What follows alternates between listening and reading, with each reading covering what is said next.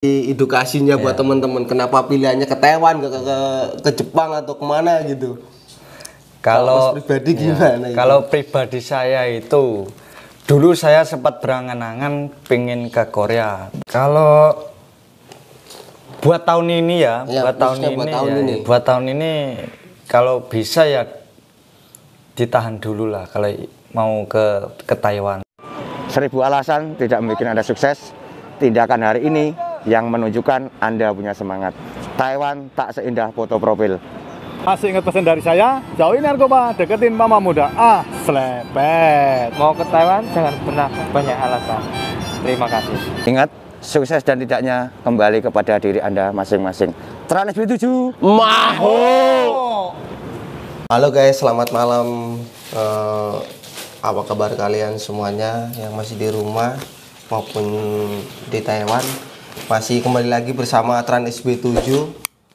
Alhamdulillah kita masih diberi nikmat kesehatan dan bertemu sama salah satu saudara kita, yaitu namanya Mas Teki. Mas Teki.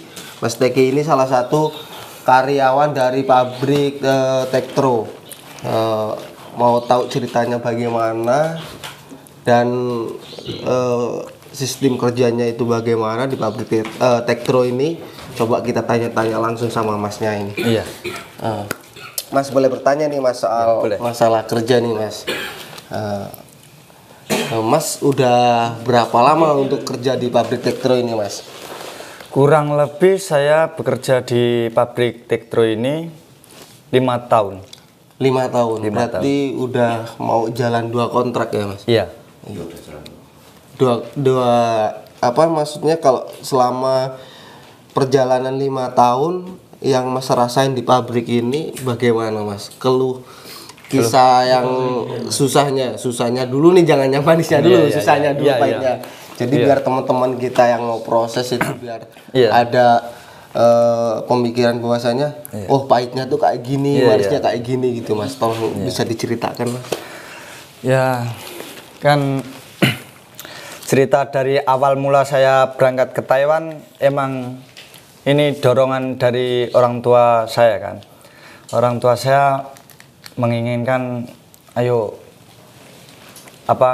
kita harus pergi dan mencari motivasi buat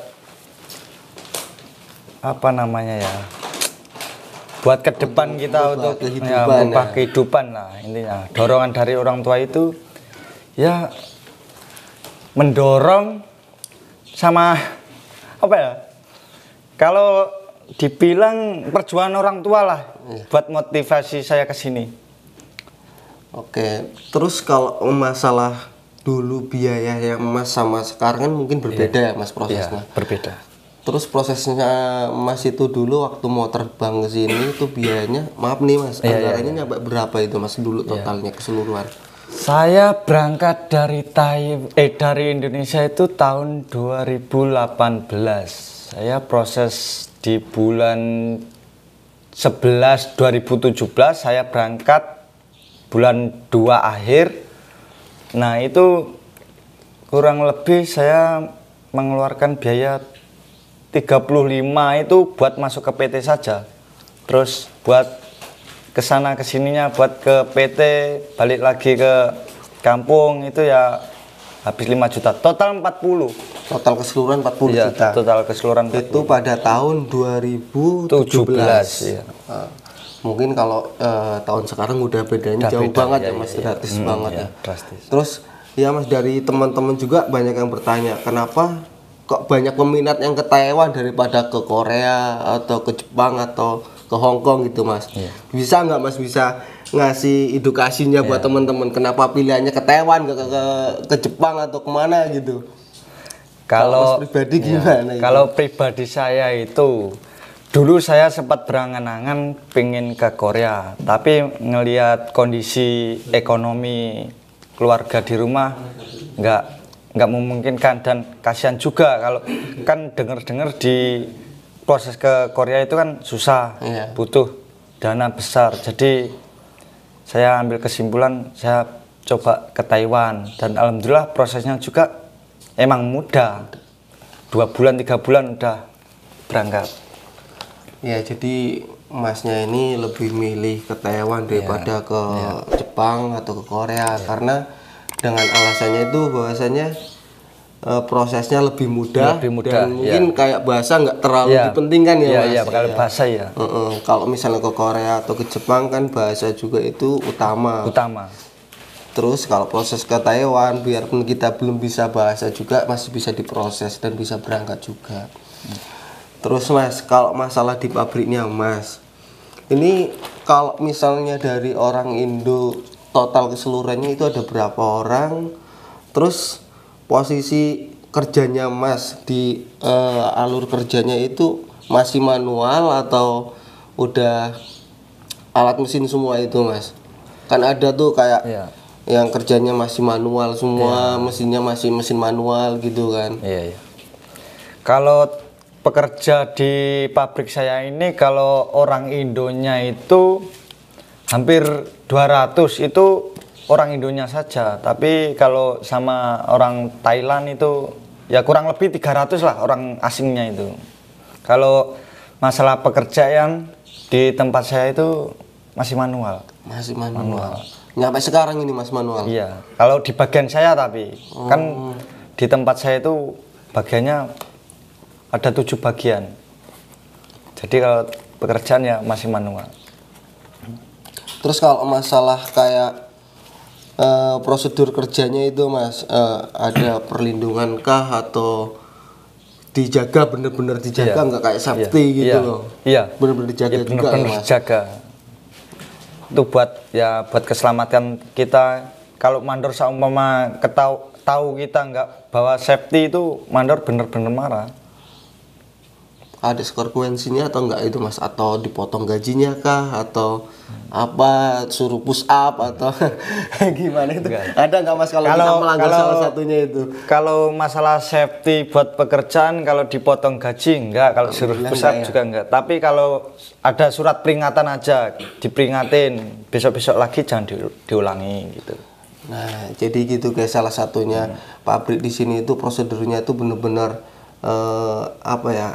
ketat banget ya Mas, bisa dikatakan ketat bahwasanya harus benar-benar safety di lapangan kerja. Soalnya buat keselamatan diri kita sendiri juga, takutnya kalau kita ada kecelakaan atau musibah apa kan malah diri kita juga yang ini terbebani.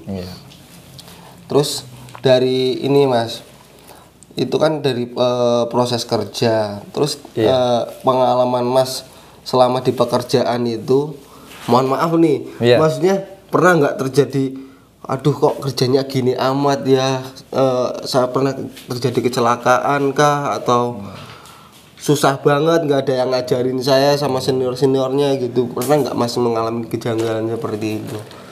Kalau selama saya awal-awalan saya di sini tuh teman-teman yang sama-sama TKI kan, itu saling membantu kalau di sini itu. Kalau terjadi hal-hal yang nggak diinginkan, kalau seingat saya ada sih, tapi cuma nggak terlalu apa ya,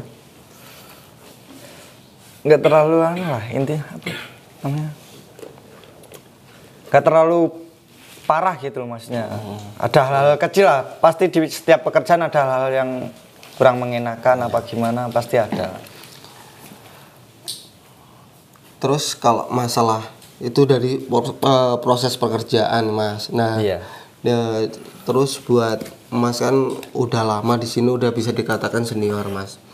Bahwasanya di negara kita di Indonesia itu teman kita atau saudara kita, tetangga kita itu kan banyak yang ingin berangkat ke Taiwan. Nah, itu pesannya Mas buat teman-teman kita yang mau berangkat itu apa Mas? Boleh disampaikan nggak Mas buat teman-teman yang mau nyusul ke sini? Kalau buat tahun ini buat tahun ini kalau bisa ya ditahan dulu lah kalau mau ke Taiwan, khususnya ke Taiwan kan. Soalnya kan di sini pabrik yang saya kerja ini nggak kayak dulu, kurang rame lah orderannya gitu. Itu cuma di pabriknya Mas saja atau seluruh yang ada di Taiwan pabrik semua itu kayak gitu Mas sama? Kalau Kalau saya kan saya lihat di apa ya namanya, lihat di medsos apa gitu kan, emang ini menyeluruh, hampir menyeluruh, ya hampir menyeluruh, bukan cuma di pabrik saya. Ya kalau bisa, kalau yang buat pengen ke Taiwan, usahakan ditahan dulu. Kalau punya modal, ya buat modal usaha di rumah saja. Kalau buat tahun ini, janganlah, kasihan. Berarti kalau misalnya buat tahun ini Mas, Iya. kan belum bisa buat berangkat. Iya. Menurut Mas yang baik dan tepat untuk berangkat ke Taiwan itu kapan Mas? Habis Lebaran kah atau 2024 atau 2025 gitu Mas? Menurut planningnya Mas, prediksinya Mas buat saran teman-teman itu yang kalau sekarang ini belum boleh berangkat. Kalau ini pribadi saya ya, Iya. ya kita harus lihat sikonnya lah. Kayaknya ini masalahnya global, Global, kan? Nggak bisa keseluruhan. memprediksi harus tahun besok bisa, nggak bisa memastikan.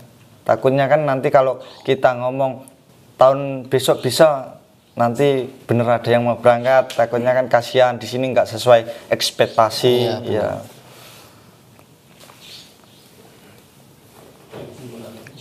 Oke Lur, jadi seperti itu bahwasanya kalau seandainya mau proses sekarang lebih baik ditahan dulu karena masih krisis global di sini. Terus kalau emang mau proses ditahan dulu, terus prosesnya kita lihat situasi dulu dan kondisinya dulu, baru kita menjalankan proses untuk berangkat ke Taiwan. Oke Mas, untuk waktunya Mas udah menceritakan apa ya, isi di kerjaan Mas, sudah sharing bersama saya. Iya, juga saya terima Sama-sama. kasih banget udah ngeluangin waktunya ini. Iya. Dan untuk berbagi pengalamannya Mas selama di Taiwan, untuk teman-teman semua mungkin bisa menjadi motivasi teman-teman untuk bahwasanya mau berangkat ke sini masih bisa untuk mempertimbangkan lagi pemikirannya. Sekali lagi terima kasih Mas. Sama-sama. Saya akhiri, wabillahi taufiq wal hidayah. Wassalamualaikum warahmatullahi wabarakatuh.